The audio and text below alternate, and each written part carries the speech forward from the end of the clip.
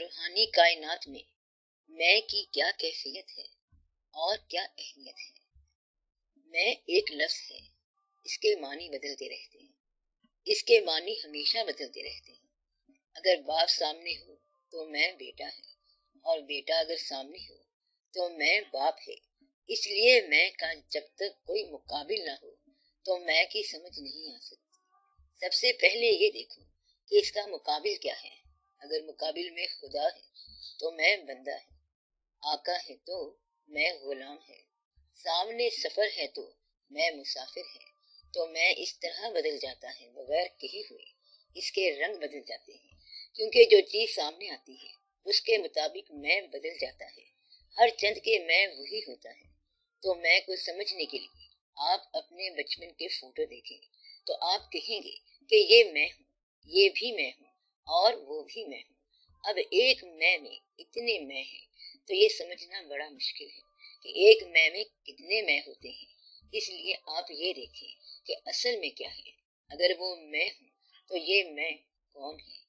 کیا جلتی ہوئی ریت پہ ہم ڈھونڈ رہے ہیں؟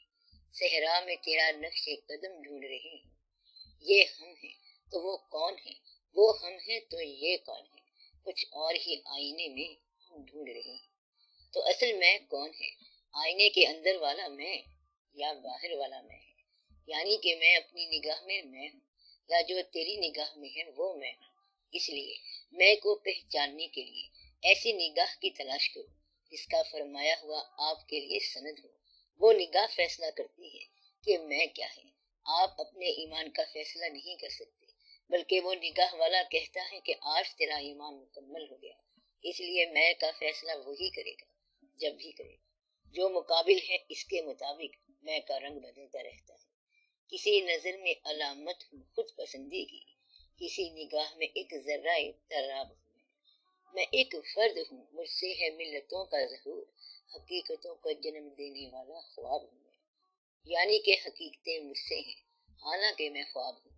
تو میں پچھلے دور کا آخری آدمی ہوں اور آنے والے دور کا پہلا آدمی ہوں۔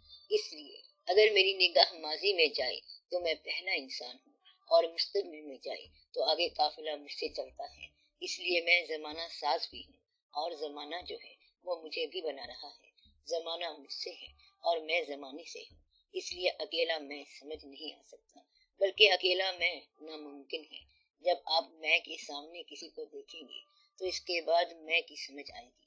اگر آپ سے زیادہ سچا سامنے آ جائے تو آپ تھوڑے سے جھوٹے ثابت ہو جائیں گے، اور جھوٹوں میں بیٹھے ہوں گے تو پھر سچے ثابت ہوں گے۔ اس لیے دعا کرو کہ اللہ تعالیٰ آپ کو میں سے آگاہ کرے۔ ہمارا ایک کالم بھی تھا میں اور میں کے عنوان سے، تو پتہ کرو کہ اصل میں کون ہے۔ آپ کے اندر بے شمار میں ہیں، اور ہر بار یہ بدلتے رہتے ہیں۔ یہ جو آپ کا نام ہے، اس کے تحت آپ زندگی کا سفر کرتے رہتے ہیں، اور آخری وقت میں یہ نام چھن جاتا ہے، اور پھر اس کا نام میت بن جاتا ہے۔ پھر نام کوئی نہیں رہتا۔ کہتے ہیں کہ اس میت کو دفن کرو، کوئی کہتا ہے کہ میت کیا ہوتی ہے، اس کا پورا نام لو، یعنی ڈاکٹر فاروقی، مگر وہ کہتے ہیں کہ یہ تو میت ہے، تو نام واپس لے لیا۔ پیدا ہونے سے پہلے بھی نام نہیں ہے، صرف پیدائش سے موت تک نام ہے۔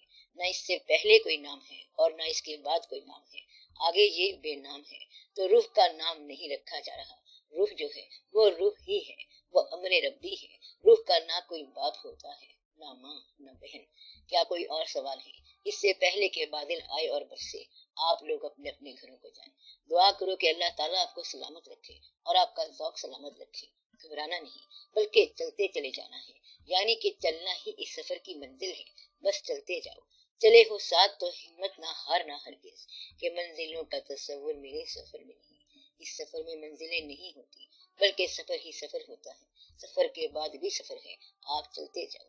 اقبال نے کہا ہے کہ ہر ایک مقام سے آگے مقام ہے تیرا، حیات ذوق سفر کے سوا کچھ اور نہیں، بس چلتے جاؤ۔ اب دعا کرو، یا رب العالمین رحم فرما، آسانیاں عطا فرما، آمین۔ صلی اللہ تعالی علی خیر خلقہ بنو عرشہ سیدنا و مولانا حبیبنا و شفیعنا محمد و آلہ و اصحابہ اجمعین برحمتک یا ارحم الراحمین۔